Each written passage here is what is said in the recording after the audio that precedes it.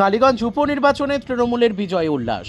উপনির্বাচনে তৃণমূল কংগ্রেসের প্রার্থী বিপুল ভোটের ব্যবধানে জয়লাভ করতেই শুরু হয়েছে উৎসবের পরিবেশ।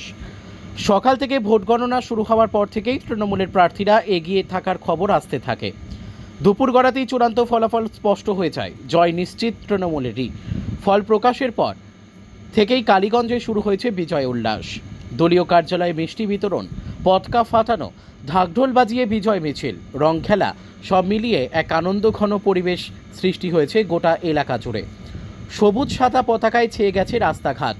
স্থানীয় কর্মীরা বলেন, এই জয় উন্নয়নের জয়, মুখ্যমন্ত্রী মমতা বন্দ্যোপাধ্যায়ের প্রতি আস্থা ও ভালোবাসার জয়। তৃণমূল নেতৃত্বের দাবি, জনগণ আবারও প্রমাণ করল যে বাংলার মানুষ উন্নয়নের পক্ষে, বিভাজনের রাজনীতি এখানে স্থান পাবে না। তৃণমূলের জেলা সভাপতি বলেন, এই উপনির্বাচনে মানুষের সমর্থন আমাদের উৎসাহিত করেছে। আমরা আগামী দিনে আরও বেশি করে মানুষের পাশে দাঁড়াতে প্রতিশ্রুতিবদ্ধ। উল্লেখ্য, ওই উপনির্বাচনটি গুরুত্বপূর্ণ ছিল বিভিন্ন রাজনৈতিক দলের কাছে। বিজেপি, বামফ্রন্ট সহ অন্যান্য বিরোধী শিবির জোর প্রচার চালালেও শেষ পর্যন্ত ভোটারদের মন জয় করল তৃণমূল। নির্বাচন পরবর্তী পর্যবেক্ষক মহল জানিয়েছে, ভোটের হার এবং ব্যবধান স্পষ্টভাবে প্রমাণ করে দিচ্ছে যে তৃণমূল এখনও এই অঞ্চলে তাদের শক্ত ঘাঁটি ধরে রেখেছে। জনগণের এই রায়কে মাথায় রেখে মুখ্যমন্ত্রী মমতা বন্দ্যোপাধ্যায় টুইট করে বলেন, কালীগঞ্জের মানুষের এই রায় উন্নয়নের পক্ষে, আমরা কৃতজ্ঞ।